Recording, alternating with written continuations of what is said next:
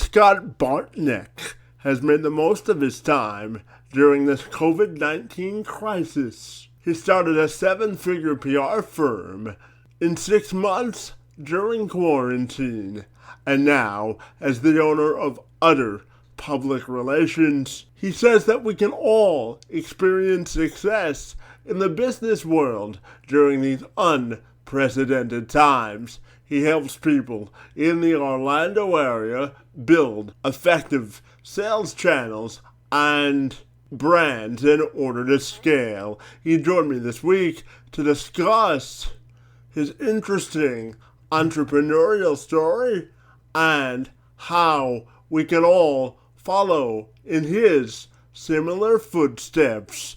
I'm Kevin McShann. Let's have this conversation.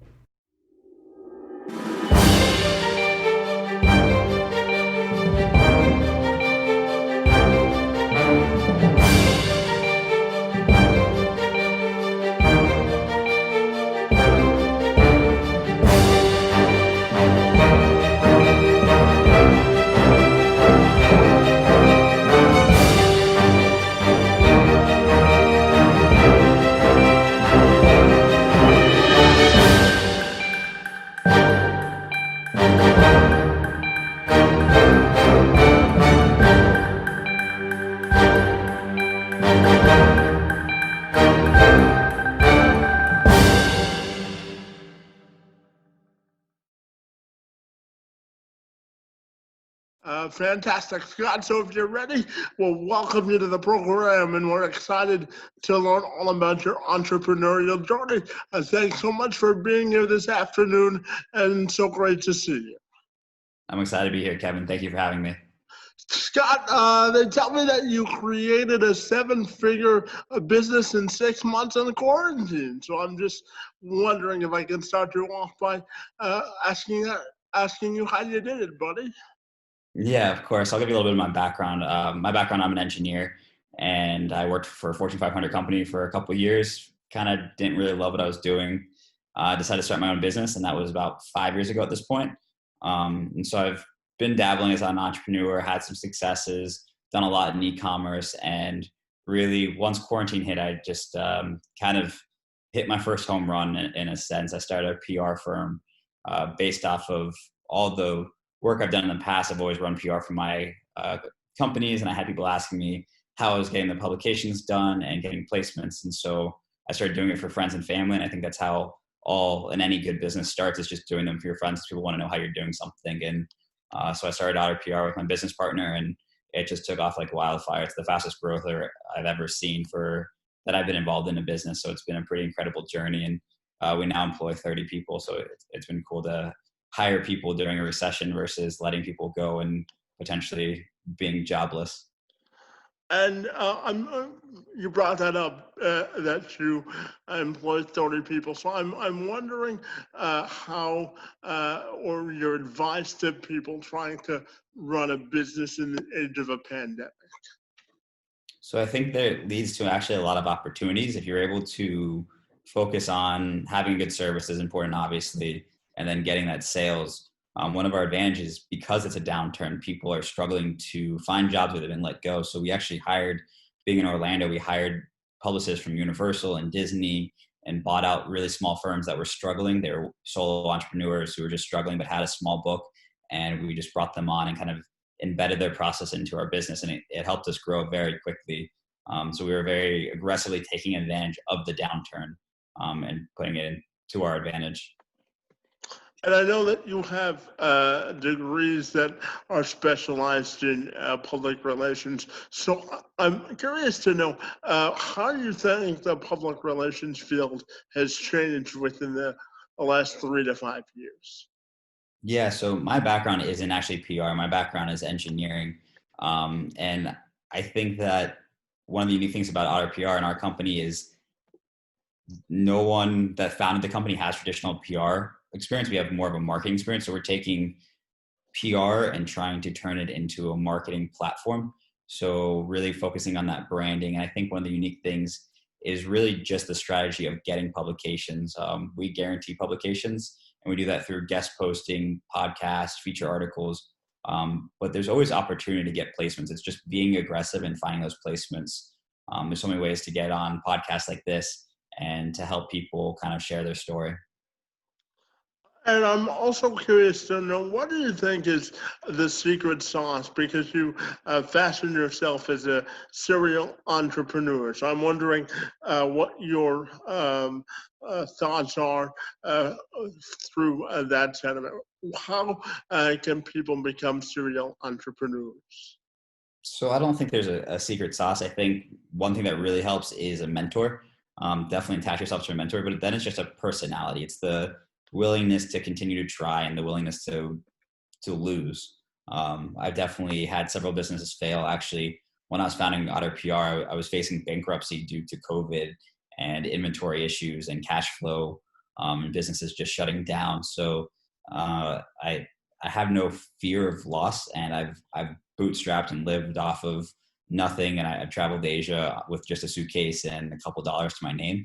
And I think that sets the bar in a sense really low, giving you an opportunity to swing really hard, if that makes sense. And just trying to follow a dream. So but yeah, that mentor is super important in the process as well.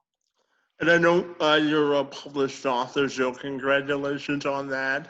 And I'm curious to know where your passion for writing comes from. Yeah, so actually I'm dyslexic, and I think that writing for me was a challenge. And I think you can appreciate that it's fun to go after things that are hard or even potentially told you couldn't do, just to say you did it. And so I wanted to share, so when I was first starting off as an entrepreneur, I wanted to share my experience as an entrepreneur that hasn't quite made it yet. I think that's a unique standpoint in everyone who's writing. Obviously is usually pretty well accomplished, and they might have forgotten those first couple steps and the pains of just creating an LLC for the first time, and people getting scammed on, and companies consulting on basic business practice that literally they'll charge you $10,000 for something that costs $100 to do yourself and takes a couple minutes. So I was trying to cover some of those just really almost baby entrepreneur things and get the story out, because I had so much trouble just starting. And I know that you help, as you mentioned earlier, corporations build sales channels and brands. So I'm also curious to know, what do you think is the key to being innovative and promoting diversity in business? Oh, that's a good question. So innovative, I think you always have to watch the market and see what's changing, and you have to offer something your clients don't or your competitors don't. For example, Otter PR, my PR firm, we're a month-to-month PR firm, which means you can cancel anytime. And we're pretty much the only PR firm that I know that does that. Pricing-wise, we're on the mid-range, so we're not the cheapest, we're not the most expensive.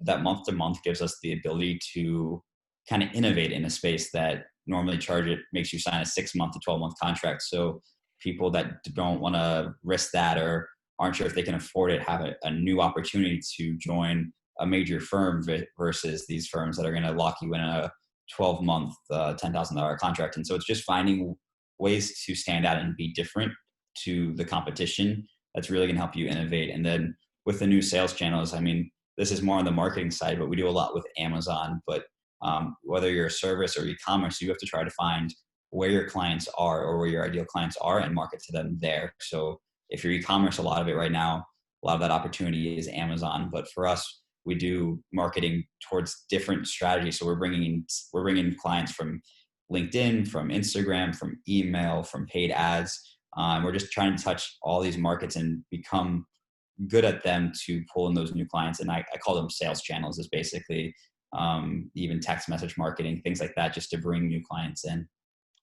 And Scott, I'm not sure if you're aware, but we're in the middle of National Disability Employment Awareness Month. So I'm curious to also get your thoughts on, what do you think is the key to inclusion for people with disabilities in the workforce, and the benefits that brings as well?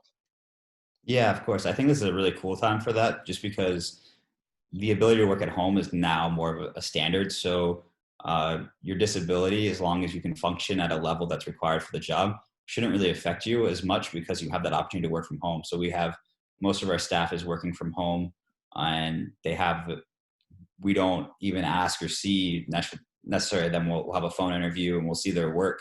So it makes it more of a flat playing field where you're not looking at, you're looking at a piece of paper and a voice on the phone and results based hiring. And I think that really helps level the playing field a lot in terms of just normal judgments that would you get walking through a door. And my final question for you is, I know that you live in Orlando, and I told you before this started that I consider Orlando my second home. So outside of work, what do you like to do for fun in Orlando when you're not working, bud? Yeah, that's a great question. I actually live across the street from Lake Eola, which is downtown Orlando. So I spend a lot of time on the lake with my dog. Big outdoors person, love the springs out here are beautiful. So we'll go boating all the time. Used to do a lot of camping. Haven't really had the time for that. But honestly, my favorite activity is a little bit outside of Orlando, but it's the beaches. Any weekend that I have time, I'll get a beach house for the weekend and just go up there with my friends. And I think for Florida, at least, that's the best activity that I know of, and I really love it. And it kind of de-stresses and helps me clear my head. Hey, Scott, I really appreciated our conversation about entrepreneurship and your business journey. So I want to take a few seconds and thank you for joining me this afternoon. It's most appreciated. Yeah, of course. I really appreciate being here. Thank you so much. Fantastic.